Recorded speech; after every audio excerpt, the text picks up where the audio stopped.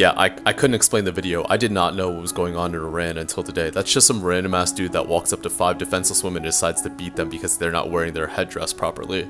So for the last 3 months, Muslim women have been protesting the hijab in parts of the Middle East in an effort to highlight some of the abuses that they're experiencing at the hands of the morality police. And yes, that's a real thing. It's basically a bunch of preachers and clerics that have been given cop authority to make sure that the women stay modest in their countries. If one of these Islamic preacher cops decided that you weren't being modest enough, they had full authority to detain you and send you to a re-education center where you took lessons on how to be more modest. The protest started off as just a bunch of women taking their hijabs off in public and sometimes filming random men attacking them for no reason. But then the country exploded after the death of Mahsa Amini. Protests have broken out in several parts of Iran over the death of a young woman in the custody of the morality police.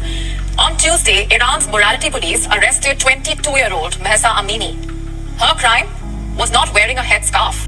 The morality police caught Mahsa without a hijab and literally Gestapo'd her, took her to a re-education center, beat her to death, and then lied to her parents and said that she had a heart attack.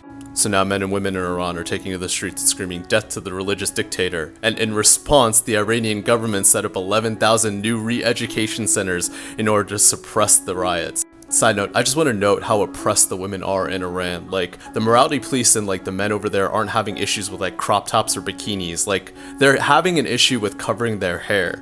Like, we're literally talking about the equivalent of being like, all women need to wear a do-rag, and if you don't, like, we're gonna stone you to death. Like, these women have masks on, you can't see anything else. The thing that they're fighting over is the covering of just their hair. Like, the women are so fed up in that country, some of them in protesting are just cutting their hair off entirely. And just when I was about to end the video, I saw this.